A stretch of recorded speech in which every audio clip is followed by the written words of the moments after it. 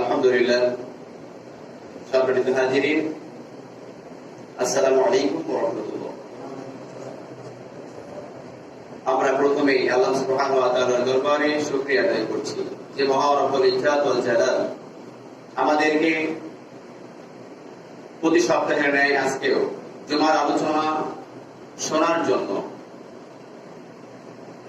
অতি দ্রুত মসজিদে এসে কিছু আলোচনা শোনার এবং বলার মতো তৌফিক যে রব্বুল আলামিন দান করেছেন, সে রব্বুল আলামিনের দরবারে প্রাণ খুলে আমরা সকলেই মুসলমানের মতো উচ্চ আওয়াজ দিয়ে সকলে বলছি আলহামদুলিল্লাহ, আলহামদুলিল্লাহ। লক্ষ কোটি দ্রুত সালাম পেশ করছি সেই মানবতার দূত, মুক্তির কান্ডারি নবী করিম সাল্লাল্লাহু আলাইহি ওয়াসাল্লামের শানে সকলে প্রাণ খুলে একবার বলছি সাল্লাল্লাহু আলাইহি ওয়াসাল্লাম। আলহামদুলিল্লাহ। আজকে সবচেয়ে দুঃখের বিষয় হলো যে দেখা যায় পৃথিবীর কোন প্রান্তে একজন বিধর্মীকে যদি কোনোদিন কোনো কিছু বলা হয়, সকলেই উচ্চ আওয়াজ দিয়ে তাদের প্রতিবাদী কণ্ঠগুলো তারা পেশ করে। প্রত্যেকেই বলে আমার ভাইয়ের কেন এই ক্ষতি হলো, এখানে কেন এটা হলো, এখানে কেন এটা হলো, তারা কাইফিয়াত চায়। কিন্তু দুঃখের বিষয় আজকে মুসলমানরা যদি কোথাও আমাদের দেশের ভিতরে, বাইরের দরকার নাই, দেশের ভিতরেও যদি কিনা কোথাও মার খায়, তখন আমরা বলছি, কেউ কেউ বলে আহারে আমার ভাই মার খায়, তাদের কলিজায় আঘাত লাগে। আর কেউ কেউ চিন্তা করে আহারে খাচ্ছে না, ভালোই বলছে, ওরা আরো পিটা কেন, আমাদের মাযহাবের না, ও আমাদের দলের না, ও আমাদের সঙ্গে চলে না, ও ভিন্ন দলের। আজকে মুসলমানদের অবস্থা এটা। কিন্তু আজকে আমরা জানবো যে কোরআন এবং সুন্নাহ এই বিষয়ের উপরে কি আমাদেরকে শিক্ষা দেয়, কোরআন এবং সুন্নাহ আমাদেরকে কি এই বিষয়ে আমাদেরকে জানাতে দিচ্ছে, কি বলছে, আমরা সেটাই আজকে শুনে নেব ইনশাআল্লাহ। সকলে বলছি ইনশাআল্লাহ। প্রথমেই আল্লাহ রাব্বুল আলামিনের কাছে সাহায্য চাচ্ছি, রব্বুল আলামিন যেন আমার কণ্ঠনালীকে এবং আলোচনা করার মতো এবং আপনাদের বোঝার মতো তৌফিক যেন রব্বুল আলামিন আমাকে দান করেন। সকলে বলছি আল্লাহুম্মা আমিন। আসুন আমরা কোরআনে হাকিম থেকে সূরা ইমরান তেলাওয়াত করেছি। তিরমিজি, নাসাই গ্রন্থে যে হাদিসটি এসেছে, এই হাদিসটা অত্যন্ত কমন, এটা আমরা প্রত্যেকেই জানি। আসেন আমরা হাদিস এবং কোরআনের আলোকে সামান্য পরিসরে কথা বলবো। আমি নিয়ত করেছিলাম যে 7টা পয়েন্টের উপরে কথা বলবো, যে মুসলিম ঐক্যটা কি, মুসলিম ঐক্যটা কেন, মুসলিম ঐক্য না হলে সমস্যা কি, মুসলিম ঐক্যটা না হলে আমাদের কি কি হতে পারে। এরকম আমি মোট 6টা টপিকস নিয়েছিলাম। 6টা টপিকসের ভিতরে সবগুলো একটা জুমায় বলা অসম্ভব। তো আমরা একেবারে স্বল্প পরিসরে মাত্র 3টা বা 2টা পয়েন্টের উপরে কথা বলবো ইনশাআল্লাহ। সকলে মনোযোগ দিয়ে শুনবেন যে আমি কি কথাগুলো বলছি, এবং প্রয়োজনে আপনারা লিস্ট করতে পারেন যে আমি কথাগুলো বলছি আসলে কোরআন এবং হাদিসের সঙ্গে মিলছে কিনা। কথা বলছেন? আসেন আমরা প্রথমেই কোরআনের কাছে চলে যাই। রব্বুল আলামিন আমাদেরকে কি শিক্ষা দেয় আমরা সেই দিকে চলে যাবো ইনশাআল্লাহ। সকলে আওয়াজ দিয়ে বলেন ইনশাআল্লাহ। আল্লাহ সুবহানাহু ওয়া তাআলা আমাদেরকে বলেছেন ওয়া'তাসিমু বিহাবলিল্লাহি জামিআন ওয়া লা তাফাররাকু। রব্বুল আলামিন আমাদেরকে শিক্ষা দিচ্ছেন, বান্দা শুনে নাও, ওয়া'তাসিমু, তোমরা একতাবদ্ধ হয়ে যাও, তোমরা দলবদ্ধভাবে থাকো। এই কথা বলেই আল্লাহ ক্ষান্ত হন নাই। রব্বুল আলামিন এবার ডাক দিয়ে বললেন, বান্দা শুনে নাও, ওয়া লা তাফাররাকু, তোমরা পৃথক হও না, দলে দলে বিভক্ত হয়ে যেও না। তাইলে একসঙ্গে থাকা, দলে দলে বিভক্ত না হওয়া, এটা কি আল্লাহর হুকুম? কার হুকুম? জোরে বলেন। আর আল্লাহ যেটা হুকুম দেয়, এই আদেশটা মানে আমাদের জন্য কি ফরজ, সেটা কি?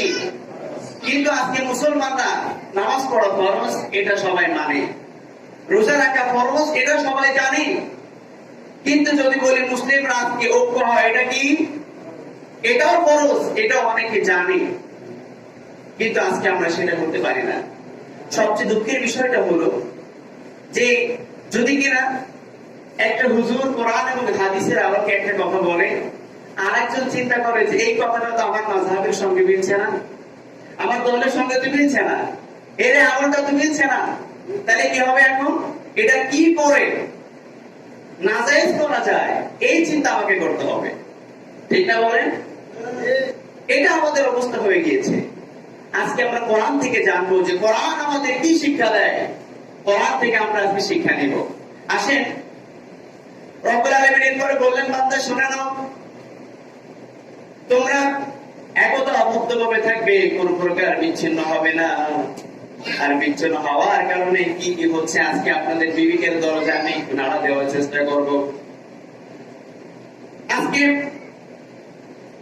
আপনি একটু তাকিয়ে দেখেন, যদি কিনা জামাত ইসলামের কোন ভাই মার খায়, শিবিরের কোন ভাই মার খায়, ওদিক থেকে সর্বনাই হুজুরেরা কিছু আবার বলবে, দেখছো জামাতরা মায়ের খাচ্ছে না, ভালোই হচ্ছে। আচ্ছা, আমি রাজনৈতিক দলে নাই কেন, আমি এমনি মুসলিম যে দলগুলো আছে সেখানে বলছি। মনে করেন যদি কেউ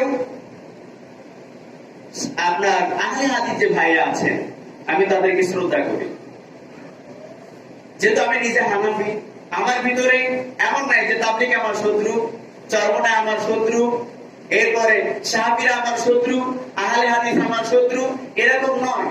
কারণ আল্লাহ বলেছেন তোমরা একতাবদ্ধ থাকো, এবং আল্লাহ বলেছেন ওয়া'তাসিমু বিহাবলিল্লাহি জামিআ, হাবলুন মানে রশি। আল্লাহ কেন রশি বলেছেন এখানে?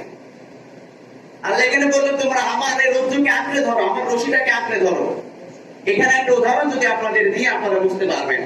আল্লাহ বললেন কে চরমনায়, কে খারিজি, কে সুন্নি, কে ওয়াহাবি, কে হানাফি, কে মালিকি, কে শাফি, কে আহলে হাদিস, কে সালাফি, এগুলো দেখার সময় নাই। যেমন একটা মালা আমার মা বোনরা গাঁথে, বা মনে করেন আপনারা যে তাসবিহ জপেন, ভালো করে বুঝেন, এখন এই তাসবিহর ভিতরে কিছু ছোট কিছু বড় এমন তাসবিহ থাকে না? থাকে কিনা বলেন? এখন সবগুলো রশি কয়টা থাকে? কয়টা থাকে? এই তাসবিহ গুলো রশিতে বাঁধা থাকে কয়টাই? একটাই। আল্লাহ ঠিক বললেন তোমরা যে যে মতে থাকো অসুবিধা নাই, কারণ মত থাকতে পারে। এই মতটা সাহাবীদের সময়ও ছিল, এই মত সাহাবীদের জামানায় ছিল, কিন্তু তারা একে অন্যকে শত্রু কখনো মনে করতেন না। কিন্তু দুঃখের বিষয় হলেও সত্য, আমরা একে অন্যকে শত্রু মনে করে ফেলেছি।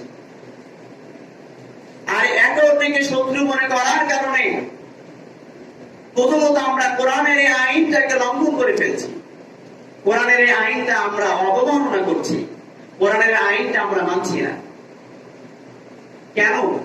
আজকে আমাদের আয়াত থেকে শিক্ষা হচ্ছে কোরআন যেমন বলেছে নামাজ পড়া ফরজ, রোজা রাখা তেমনই ফরজ, হজ করা ফরজ, যাকাত দেওয়া ফরজ।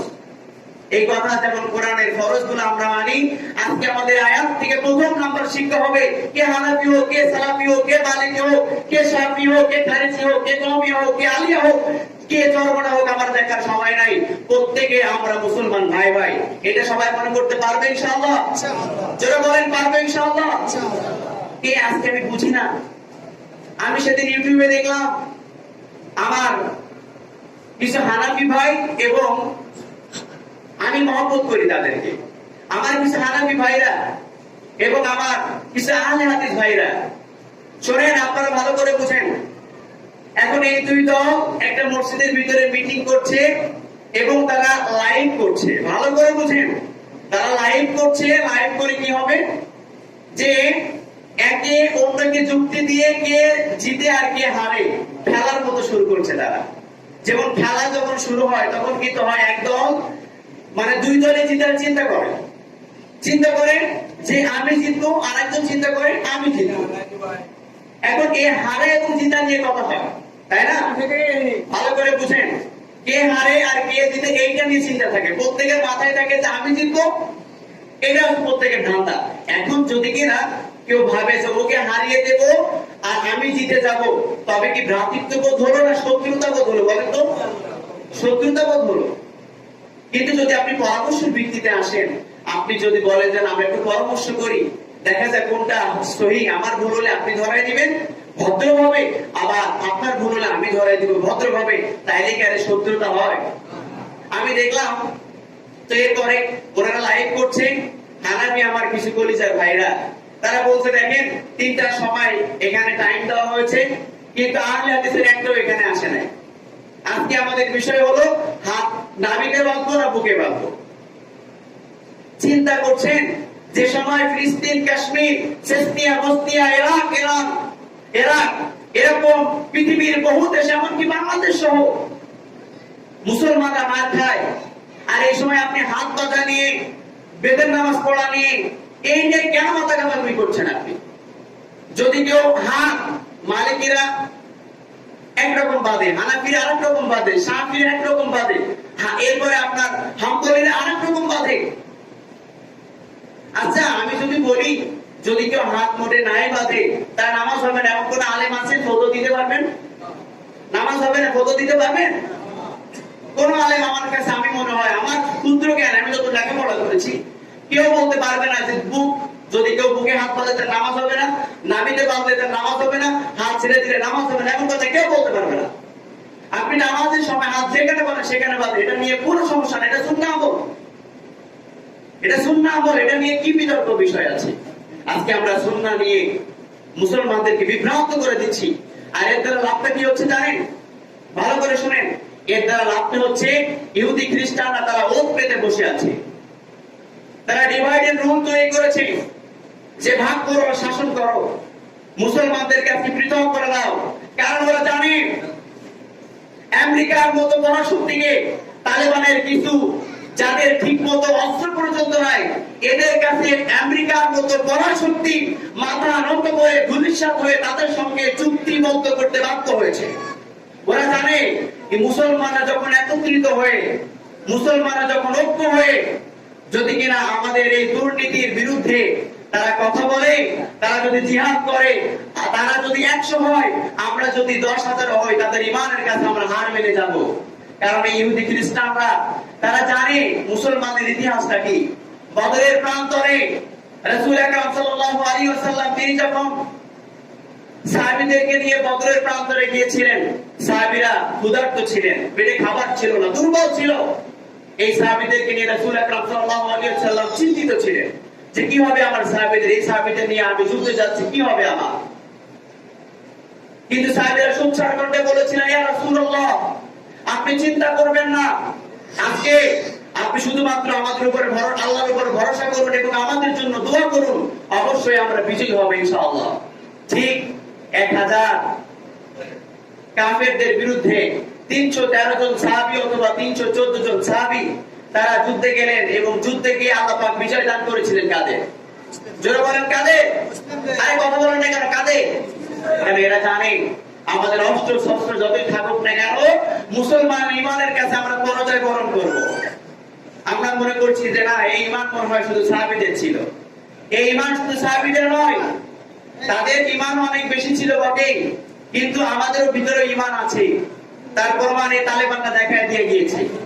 ভালো করে বুঝেন, এই তালেবান আমার ভাইরা, তারা কিন্তু আমেরিকার মতো শক্তিকে তারা হার মানিয়ে দিয়েছে। এটা তার প্রমাণ বহন করে যে মুসলমান যদি ঐক্যবদ্ধ থাকে, অবশ্যই কেউ তাকে পরাজয় বরণ করাতে পারবে না। কথা বুঝতে পারছেন? এরপর আসেন, তাহলে এই কারণেই কিন্তু আজকে মুসলমানরা যত বিভ্রান্ত হয়ে যাক না কেন, প্রত্যেকে এটা খুশি হয়, প্রত্যেকে চিন্তা করে যে না, যখন বিভ্রান্ত হয়ে যাবে তখনই না আমাদের এটা সুবিধা হবে, আমাদের এই যত প্রকার অন্যায় অবিচারগুলো আমরা চালাতে পারবো। কারণ মুসলমানরা যখন বিভ্রান্ত হয়ে যাবে, একজনকে পিটালে আরেকজন কেউ কিছু বলবে না। কথা বুঝতে পারছেন? একটা উদাহরণ দিই আপনাদেরকে। 3 মতের 3 জন, মনে করেন একজন আহলে হাদিস, একজন হানাফি আর একজন শাফি। 3 জন মনে করেন একজন হানাফি খেতে গেছে। কোথায়? ভালো করে বুঝুন উদাহরণটা। কোথায় গেছে? হানাফির খেতে। এখন হানাফির খেতে কি মনে করেন আছে আপেল লাগানো? কি লাগানো? আপেল লাগানো। এখন হানাফির খেতে আপেল লাগানো গেছে কি কি? মালিকি, ধরেন আহলে হাদিস আর হানাফি, মালিকি, আহলে হাদিস আর হানাফি, 3 দলে 3 জন। এখন যখন আপেল খেতে বা আঙ্গুরের খেতে গেল, হানাফির আঙ্গুরের ক্ষেত, ভালো করে বুঝেন। এখন যখন গেল হানাফি চিন্তা করলো এরা তিনজন একতাবদ্ধ ভাবে আছে। কি করে আছে? কেন তিনজনেই তো গেছে কি করতে? চুরি করতে। আমি উদাহরণ দিচ্ছি, এটা বাস্তব না। তিনজন গেছে কি করতে? চুরি করতে। এখন চিন্তা করলো আমি মালিক একজন আর এরা আছে তিনজন, যদি এদের বিরুদ্ধে আমি কথা বলি মার খেয়ে আমার পিঠ থাকবে না। মার খেয়ে কি থাকবে না? পিঠ থাকবে না। এখন এই চিন্তা করলো, দুইজনকে নিয়ে একটু আড়ালে গেল। আড়ালে গিয়ে বলছে যে হানাফি এবং মালিকি কি, কেন দুইজন মাযহাবের, হানাফি এবং মালিকিকে দুইজনে আড়ালে নিয়ে গিয়ে বলছে যে ভাই তোরা তো মাযহাব মানিস, তোরা তো মাযহাব মানিস, তোরা হানাফি, তুই তো আমার ভাই, তুই খাইলে অসুবিধা নাই। এই মালিকি ভাই খাইছে, কেউ অসুবিধা নাই, মাযহাবের লোক, বিশাল লোক, মাযহাবের লোক। কিন্তু এই যে আহলে হাদিস মাযহাব মানে না, কে কেন খাইলো? চল তিনজনে মিলে এর বাইরে শেষ করে ফেলি, প্রয়োজন তোরা আরো দুইটা খাইস। ভালো করে বুঝেন। এরপরে তিনজন মিলে এবার কি করলো? আহলে হাদিসকে মেরে একেবারে সবাই দিল। এবার এই বেচারা চিন্তা করলো আহলে হাদিস তেও মানলো। এরপরে হানাফি যে ছিল, কারণ এও হানাফি, এও কি, ভালো করে বুঝেন, এও কি হানাফি। এখন এই দুজন হানাফি মিলে এবার আল্লাহ গিয়ে বলছে ভাই শোন, আমি তো শুধু ওর সঙ্গে জোট বেঁধেছি ওই আহলে হাদিসকে মারার জন্য। কি করার জন্য? আহলে হাদিসকে মারার জন্য। কিন্তু এই মালিকে আসলে তো আমাদের মাযহাবের না, চল দুইজন মিলে ওরও সহায় গেলে। ভালো করে বুঝেন।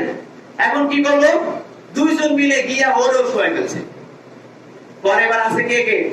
মালিক আর হানাফি। কে আছে?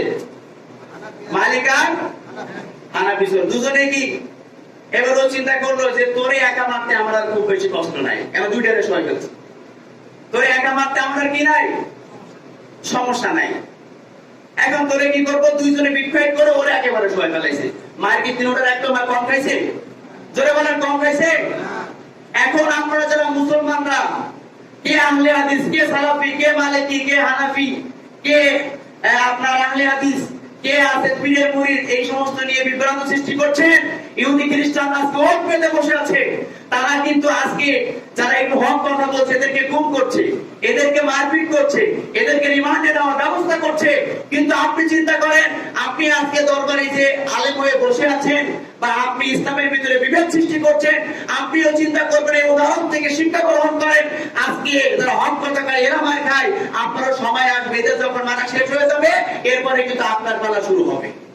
কথা বুঝছেন? আমার কথা বুঝছেন?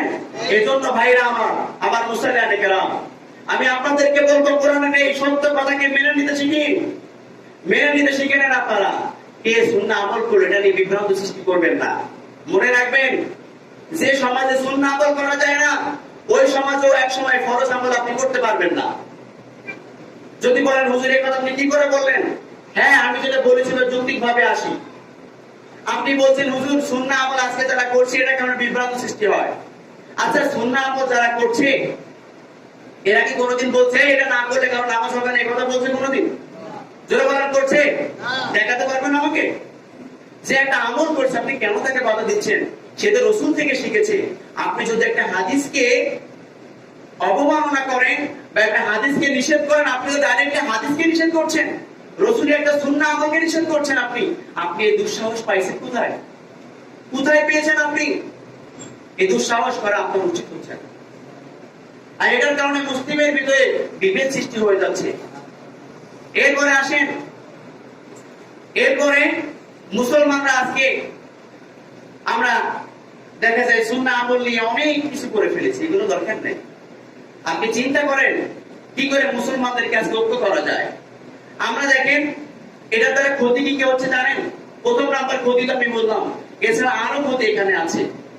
এরপরে ক্ষতি কি আমি শুধু সামান্য কথা বলি, পরে তোমার বিস্তারিত আরো বলবো। এর দ্বারা আরো ক্ষতি, বিশেষ করে মুসলমানরা যখন চিন্তা করছে যে মসজিদে গেলে যদি কোনো আমল আমি করি আমার বিরুদ্ধে অনেক অনেক কথা বলে, তাই না? মসজিদে আসে দেখবেন অনেকে বলবে এই যে টুপি নেই তো নামাজ হবে না, তোর গেঞ্জি পরো তো নামাজ হবে না, এই কথা বলে। বা আমরা অনেকে দেখা যায় অনেক ভাবে অনেকের অবমাননা করা শুরু করি, অনেকের অনেক কথা বলি, এই করছিস কেন, সেই করছিস কেন, এরকম করে যারা নামাজে নতুন আসছে এরা চিন্তা করে নামাজ পড়তে যখন যাই নাই তখন তো কেউ আমাকে কিছু বলে নাই, কিন্তু আজকে মসজিদে আসছি, আসার পরে বিভিন্ন কথা দরকার নেই, নামাজ নাই পড়লাম, তাইলে তো কেউ কিছু বলে না, এটা তো অনেক সুবিধা। কিন্তু আপনি আজকে যে লোকটার বিরুদ্ধে এই একটু কথা বললেন, আপনি তাকে এই কথা বলার কারণে সে তো মসজিদ থেকে দূরে চলে গেল, আর সে যে নামাজ পড়লো না এটার কারণে কিন্তু সে নিজে দায়ী না, আপনি নিজেও দায়ী হয়ে যাবে। কথা বুঝতে পারছেন? এজন্য এগুলো দরকার নাই, এগুলোর কোনো প্রয়োজন নাই। যে যেভাবে পড়ে পড়ুক, এটা তো নামাজের কোনো ক্ষতি হচ্ছে না, হচ্ছে কোনো ক্ষতি হচ্ছে না। সে আমল করছে, আপনি আমল করতে পারছেন না, এজন্য আপনাকে দুঃখ পাওয়া উচিত। এবার আসেন আমি যে কথা বলছিলাম, আমার মেইন কথা ফিরে যায়। তাহলে আপনি বলছেন যে এই সমাজে এখন যদি কেউ সুন্নাহ আমল করে এটা ফিতনা হয়, তো ফিতনা দরকার নেই, সুন্নাত আমল বাদ দিয়ে দিই। হ্যাঁ, আমি সুন্নাত আমলকে ফরজের মধ্যে বলার অধিকার আমার নাই, কিন্তু আপনি একটা দিন চিন্তা করেন, আপনাদের বিবেকের দরজা একটু নাড়া দিয়ে দেখেন, আজকে আপনি সুন্নাহ আমলটা করতে পারছেন না, এটা বলছেন ফিতনা। এক সময় আপনি নামাজও পড়তে পারবেন না, সেটাও বলবেন ফিতনা। আপনি যদি বলেন এটা কেমন করে বলো, হ্যাঁ আমি আপনাকে উদাহরণ দিয়ে দিই। চোর যদি চুরি করে তাহলে হাত কাটা কি? কোরআনের আয়াত, আল্লাহ নিজেই বলেছেন হাত কেটে দাও, এটা কি? আপনি একজন চুরি করলে তাকে হাত কাটতে পারবেন? এটা ফরজ বিধান মানতে পারবেন? পারবেন না। তাহলে কি এখন ফরজ বিধান মানতে পারছেন? আপনি পারছেন না। রাসূল একটা আয়াত করে আল্লাহ সুবহানাহু ওয়া তাআলা বলেছেন যদি কোনো ব্যক্তি অপবাদ দেয় তাকে 80টা দৌড়া মারো, মারতে পারবেন? জোরে বলেন পারবেন? না।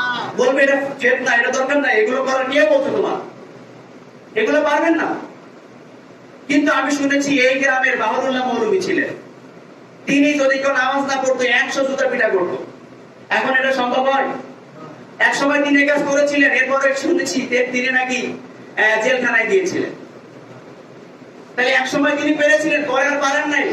কারণটা কি?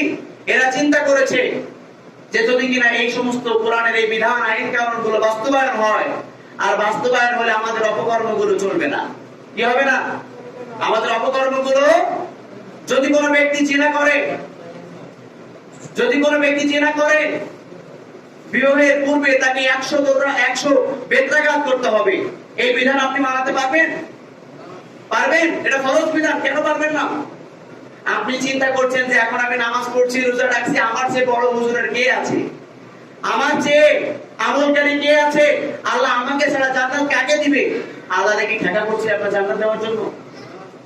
তাহলে আল্লাহ কেন বললেন উদখুলু ফিস-সিলমি কাফা, তোমরা ইসলামের ভিতরে পরিপূর্ণ দাখিল হও, কেন বললেন?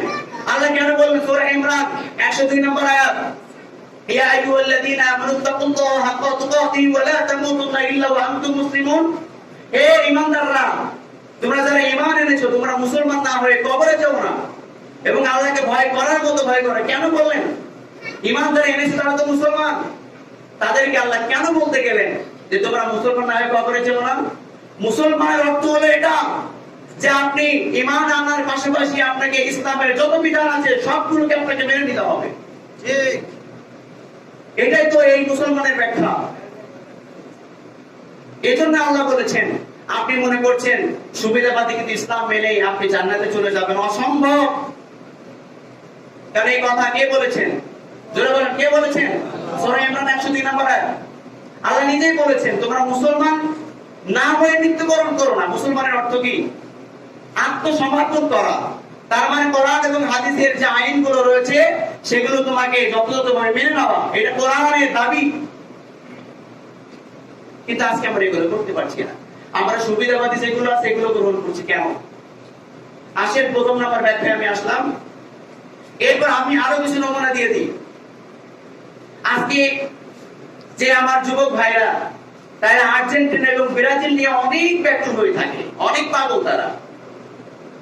আর্জেন্টিনা ব্রাজিলে, আর্জেন্টিনা থেকে আজান হয়? বলেন আজান হয়? আজান দিতে পারে না তারা, মুসলমানরা। কি বুঝছেন আপনি? আপনি আশায় থাকেন আজকে যদি মুসলমানের অবস্থা এমন হয়ে যায় প্রত্যেকে বিভেদ সৃষ্টি করে ফেলে, তবে এক সময় এমন সময় আসবে যে সময় আপনি এই মসজিদে আজান কেন জামাতে নামাজ আদায় করতে পারবেন না। আপনারা কি রোহিঙ্গার ইতিহাস জানেন? রোহিঙ্গার ইতিহাস জানেন আপনারা?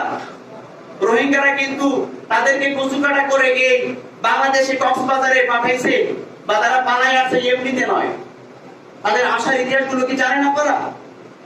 এরা আসার প্রথম নাম্বার কারণ হচ্ছে তারা বিভিন্ন দলে বিভক্ত ছিল। একে অন্যকে যখন প্রশাসন কিছু বলতো তখন তারা কেউ কিছু কোনো কথা বলতো না, আর না বলার কারণে তারা বিভিন্ন দলে বিভক্ত হওয়ার কারণে ওই হানাফির মতো আস্তে আস্তে করে পিটানো শুরু করেছে। এরপরে যখন মারকে তারা আর পারছে না, এক পর্যায়ে তাদেরকে কি করেছিল শুনে নেন। প্রথম নাম্বারে তাদেরকে বললো যে তোমরা একজন আরেক জেলায় যেতে পারবে না। এরপরে কি তোমরা একজন আরেক পাড়ায় যেতে পারবে না। এরপরে কি একজন মসজিদে যেতে পারবে না। এরপরে কি বললো, নামাজ পড়লে বাসায় পড়বা, মসজিদে যেতে পারবে না বা মসজিদে আযান দিতে পারবে না। এমন এমন করে এমনকি বললো তোমাদের মুসলমান যে সন্তানগুলো থাকবে তারা মসজিদে তোমার মাদ্রাসায় বা স্কুলে গিয়ে লেখাপড়া করতে পারবে না। এরকম করে তাদেরকে আস্তে আস্তে আস্তে আস্তে প্যাকেটিং করা শুরু করলো। এক পর্যায়ে বললো তোমরা ঘর থেকে বের হতে পারবে না, এক অন্যের বাসায় যেতে পারবে না। এমন করে যখন আস্তে তাদেরকে সংকীর্ণ করে ফেললো, সংকীর্ণ করার পরে এবার বললো কি ঘর থেকে যখন বের হতে পারবে না এই সময় কুচু কাটা শুরু করলো। আপনারা দেখেছেন না রোহিঙ্গাদেরকে পুড়ায় মারতে? আপনারা দেখেনি রোহিঙ্গাদেরকে নির্মমভাবে হত্যা করতে? কি করতে পেরেছে মুসলমানরা? কি করতে পেরেছে মুসলমানরা? ও মুসলমান মায়ের সন্তান, আপনার বিবেকের দরজায় একটু তালাটা খুলে ফেলেন। আপনি যেটা নিয়ে বিভেদ সৃষ্টি করছেন, আপনি যেটা নিয়ে আজকে ফেতনা মনে করছেন, এমন একটা সময় আসবে আজকে আপনি কোরআনের ফরজ বিধান মানতে পারছেন না। এমন সময় আসবে আপনি সুন্নাহ আমল করতে পারবেন না, ফরজ আমল করতে পারবেন না, এমনকি নামাজ পড়তে পারবেন না, এমনকি এক এলাকা থেকে আরেক এলাকায় যেতে পারবেন না, এমনকি আপনি মসজিদে এসে জামাতে সালাত আদায় করতে পারবেন না। এই সময় কিন্তু আসছে, কিছুদিন আগেও ছিল। এমন সময় আসবে যে সময় আপনি একেবারে পরিপূর্ণভাবে ঘরোয়া করে রাখবে আপনাকে। কথা বুঝতে পারছেন? এমন একটা সময় আসবে যে সময় ঠিক ওই আস্তে আস্তে করে সবাইকে কিন্তু সাইজ করে ফেলবে। আজকে 96% মুসলিম কান্ট্রি বাংলাদেশ, অথবা আমি যদি বলি 90% মুসলমানের দেশ, 90% মুসলিম কান্ট্রি। তো এখানে যেখানে মুসলমানদের সংখ্যাগরিষ্ঠ, যেখানে মুসলমানরা 90%, 10% অন্য জাতি, সেখানে মুসলমানের কোনো কৃতিত্ব চলে না। কারণটা কি? কারণটা কি বলেন? আমার দুঃখ লাগলো তখন যখন মুসলমানদেরকে ফায়ার করতে শুরু করলো একদল, তারা বললো কি ঠিক আছে ওদের পিটা করো, তো আমাদের সময় তাকাই নাই। আমি অবাক হয়ে গেলাম। আমি যখন খুলনাতে ছিলাম তখন আপনার রসুলের বিরুদ্ধে ভোলাতে যখন একজন প্রোফাইলে বিভিন্ন কুরু কথা লিখলো, অশ্লীল ভাষা ইউজ করলো, তখন ভোলা মুসলিম জনতা খেপে গেল। এই সময় দেখলাম যে এক এক দল এক এক সময় মিছিলে বের হয়, একজন আরেকজনের সঙ্গে বের হয় না। কারণ ও তো আমার দলের না। অবাক হওয়ার বিষয়, আমাদের কোরআন এক, আমাদের রসুল এক, আমাদের কাবা এক, আমাদের রব একজন। তাহলে আমাদের ভিতরে এত বিভেদ সৃষ্টি কেন? কেন আমাদের ভিতরে এত বিভেদ সৃষ্টি হয়েছে? আজকে আমরা কেন বিভেদ সৃষ্টি করছি? ও মুসলমান বাবাজিরা, আমার মুসলমানকে কেরাম, আমি আপনাদেরকে রিকোয়েস্ট করব, বাজান ইসলামের মহব্বত করুন, ইসলামের মহব্বত করুন। অন্তত পক্ষে একজন আরেকজনের বিরুদ্ধে কখনো কথা বলবেন না। আজকে আমি মনে করি বাংলাদেশের যদি প্রত্যেকটা আলেম এক হয়ে যেত, সবচেয়ে দুঃখের বিষয়টা কি জানেন? একটা আলেম যখন কোরআন এবং হাদিসের আলোকে একটা কথা বলে, আরেক আলেমের কাছে সাধারণ মানুষ যে বলে হুজুর আসলে কথাটা কেমন, সাধারণ মানুষের কোনো দোষ না, তারা জানার জন্য আলেমের কাছে যায়। আমার আলেম বাবা যদি কিনা দেখেন যে আমার মতের সঙ্গে এটা মিলছে না, তখন সে বলে এটা আমাদের মাযহাবের না, এ আহলে হাদিস, এই সালাফি, এই খারেজি, এ ওয়াহাবি, এ সুন্নি, এর কথা বাদ দাও, ও ফেতনাবাজ, ও কাফের, ও মুশরিক, ও এই সে এরকম বলে ফেলি। কেন? দেখেন আমি একটা ইতিহাস আপনাদেরকে জানিয়ে দেই। হযরত আলী রাদিয়াল্লাহু তাআলা আনহু খিলাফত কালে হযরত আলী রাদিয়াল্লাহু তাআলা আনহুর খিলাফত কালে তখন কিন্তু ফিতনা সৃষ্টি হয়েছিল, মুসলমানদের ভিতরে বিভেদ সৃষ্টি হয়েছিল। রাসূল আকরাম সাল্লাল্লাহু আলাইহি ওয়াসাল্লামের মৃত্যুর 35 বছর পর থেকে, 35 বছরের পর থেকে 40 বছরের আগে তখন প্রথম যে বিভেদ সৃষ্টি করেছিল খারেজিরা। কারা? খারেজিরা। তো খারেজিরা কেন করলো? কারণ ইসলামের কিছু মত তাদের সুবিধা হচ্ছিল না। কিন্তু খারেজিরা কিন্তু সাহাবীদেরকে হত্যা করেছিল। এই খারেজিরা তারা সাহাবীদেরকে হত্যা করেছিল, এমনকি সাহাবীদের সঙ্গে তারা যুদ্ধ করেছিল। এরপরেও রাসূল আকরাম সাল্লাল্লাহু আলাইহি ওয়াসাল্লামের সাহাবীরা কোনদিন তাদেরকে কাফের বলেন নাই। ভালো করে বুঝেন। এমনকি হযরত আলী রাদিয়াল্লাহু তাআলা আনহু তিনি বললেন, সিফিনের যুদ্ধে এক সাহাবীর সঙ্গে একটা বিতর্ক লিপ্ত হয়ে গেল। সাহাবীকে ভালো করে শুনেন, হযরত আলী রাদিয়াল্লাহু তাআলা আনহু তিনি বললেন, এই তুমি কেন তাকে গালি দিচ্ছ? তাকে তুমি গালি দিও না, সে তো আমাদের ভাই।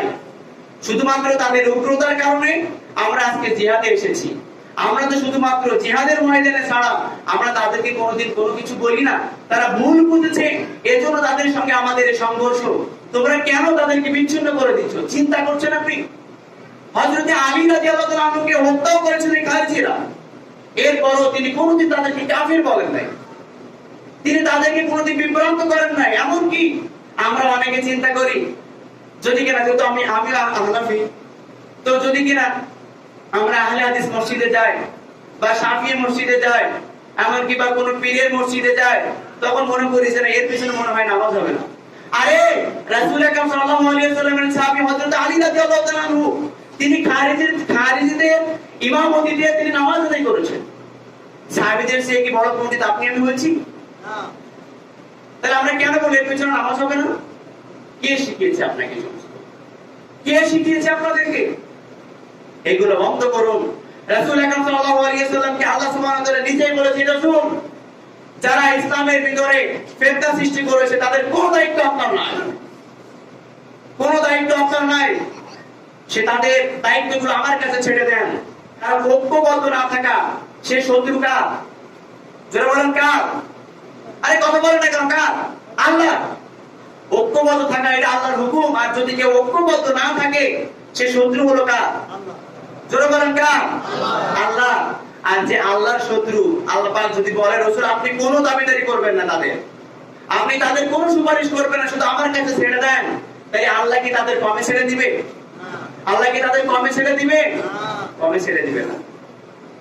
এজন্য ইসলামের ভিতরে এই ফিতনাবাজি আমাদেরকে বন্ধ করতে হবে। একটা হাদিস শুনি আমি আলোচনা শেষ করব। মিশকাতের যে হাদিসটা বললাম, রাসূল আকরাম সাল্লাল্লাহু আলাইহি ওয়াসাল্লাম বললেন, হে আমার সাহাবীরা, আমার আগে ইহুদি এবং খ্রিস্টানরা তারা বিভিন্ন দলে বিভক্ত হয়েছিল এবং তাদের দল ছিল 71 বা 70টা, 71 বা 70টা বা 72টা পর্যন্ত রাসূল বলেছেন। তাই 71 72 এরকম তাদের দল ছিল। কিন্তু আমার উম্মতের ভিতরে দল হবে 73টা। কয়টা?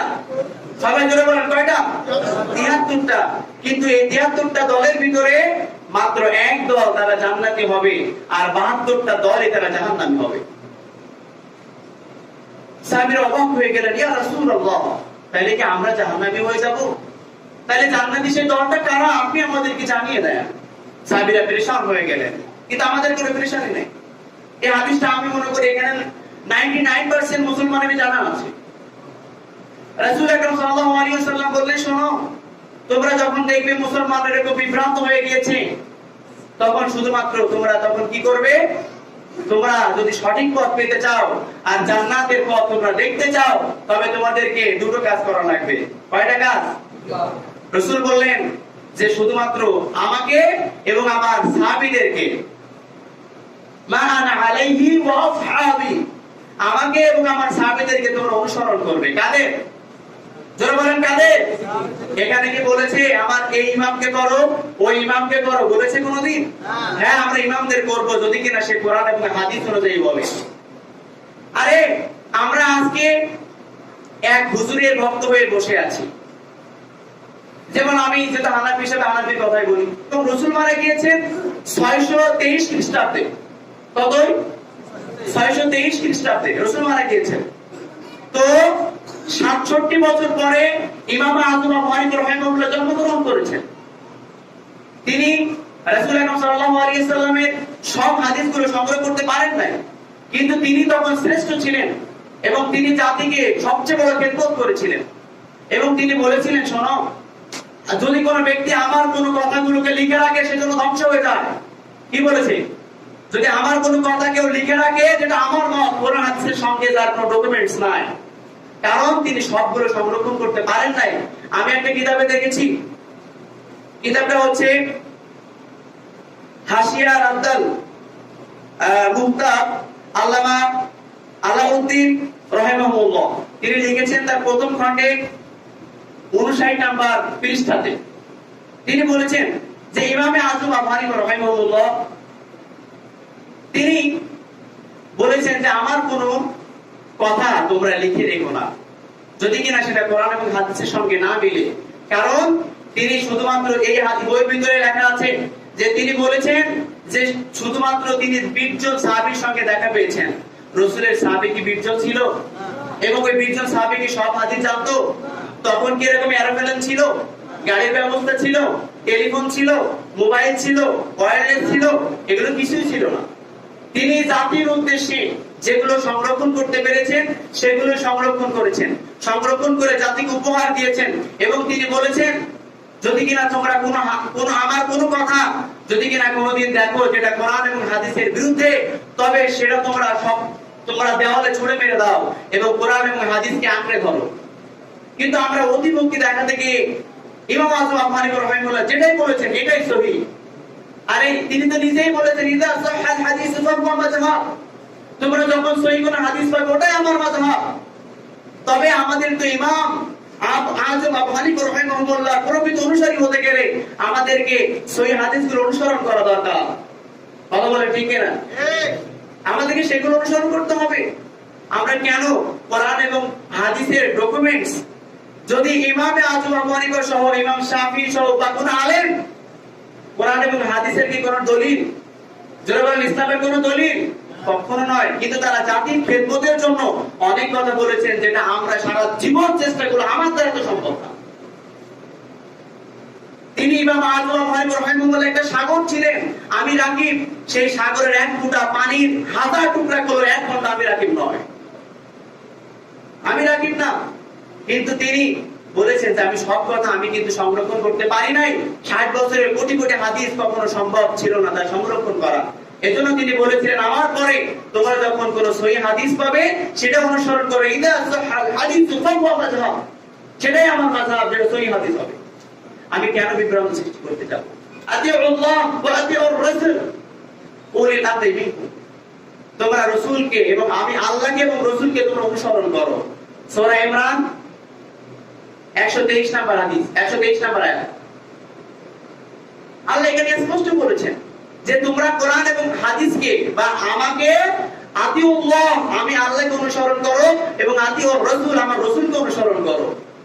আপনি দেখেন, যদি কোন মুসলমান আল্লাহ এবং রাসূলকে এবং সাহাবীদেরকে অনুসরণ করে, কোন ফেরকা থাকবে, কোন দলাদলিয়া থাকবে? আমি কেন আজকে বিভিন্ন মাযহাব নিয়ে বসে থাকবো?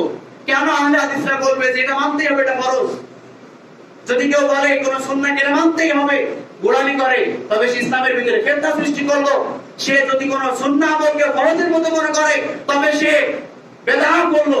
আর রাসূল বলেছেন, কুল্লু বিদআতিন দালালা ওয়া কুল্লু বিদআতিন ফিন্নার, প্রত্যেক বিদআত গোমরাহ, আর যারা গোমরাহ করবে তারা জাহান্নামে নিক্ষিপ্ত হবে। কথা বুঝতে পারছেন? এজন্য আমি আহলে হাদিস বুঝি না, সালাফি বুঝি না, হানাফি বুঝি না, মালিকি বুঝি না, সবাই আমরা কি মুসলমান? সবাই আমরা কি? জোরে বলেন, জোরে বলেন, আমরা সবাই কি? আমাদের ভিতরে কোনো দলাদলি নাই। আমরা হ্যাঁ মতাদর্শী হতে পারি, অসুবিধা নাই, কিন্তু আমাদের দল একটা, সেটা কি? যদি কিনা রাসূল বলেছেন, সহিহ বুখারী এবং মুসলিমের হাদিস, আমাকে অবশ্যই গুরুত্বপূর্ণ টপিকস আমি শেষ করে দেব সংক্ষেপে, আর এবং পরবর্তী জুমায় এই বিষয়ে আলোচনা করব। আমি আজকে কোনো রেফারেন্স দিই নাই, কারণ রেফারেন্স দিতে গেলে আমার একটু সময় বেশি লেগে যেত। আমি শুধু আজকে এর কথা বলছি আয়াতের সামনে। এই আয়াতে প্রায় 8টা টপিক ছিল, আমি একটা বলতে পারি নাই। এরপর আসেন, রাসূল সাল্লাল্লাহু আলাইহি ওয়াসাল্লাম বলেছেন যে প্রত্যেকটা মুসলমান তারা ভাই ভাই। তারা কি? সেই বুখারী এবং মুসলিমের হাদিস। এবং প্রত্যেকটা মুসলমান একটা দেহর মতো। কিসের মতো? যেমন আমার এই হাতটা, এটা কি হাত? বাম হাত। এটা কি হাত? এটা কি? এখন আমার এই হাত যখন কেটে যায়, এই হাত তখন হাসে আর বলে যে না বাম হাত কাটছে না, ভালো হয়েছে, কথা বলে নাকি? আমার এই যন্ত্রণায় গোটা দেহটাই যন্ত্রণায় জর্জরিত হয়। কি হয়? গোটা দেহটা কিন্তু জর্জরিত হয়ে যায় যন্ত্রণার ঠেলায়। আমার এই দেহ কিন্তু কোনোদিন বলে না পা কাটছে না, ভালো হয়েছে, আমি হাত তো ভালো আছি, কোনোদিন বলে না। ঠিক রাসূল বলেছেন আমরা গোটা মুসলমান একটা দেহর মতো। কে কোন দল করে এটা আমাদের দেখার বিষয় নয়, প্রত্যেকে আমরা একটা দেহর মতো। আমরা প্রত্যেকে দেহর মতো, আমরা প্রত্যেকেই ভাই ভাই। আমাদের ভিতরে কোনো ফিতনা বিভ্রান্ত, আমাদের ভিতরে অনৈক্য বলতে অন্য কিছু নাই। কথা বলছেন? তাহলে আজকে আমাদের কথা এখানেই, মুসলমানদেরকে ঐক্য হতে হবে। এবং আমি ঐক্যের উপরে 6টা টপিকের উপরে আগামী জুমায় আলোচনা করব। প্রয়োজনে আরো যদি জুমা লাগলেও এর ধারাবাহিক আলোচনা ইনশাআল্লাহ আজিজ আমি করব। আল্লাহ পাক যেন আমাদের সকলকে এই আলোচনাগুলো বুঝবার এবং আমল করার তৌফিক দান করে। ওয়াকিল দাওয়ানা আলহামদুলিল্লাহি রাব্বিল আলামিন। রব্বানা আতিনা ফিদ দুনিয়া হাসানাহ ওয়া ফিল আখিরাতি হাসানাহ ওয়া কিনা আযাবান নার।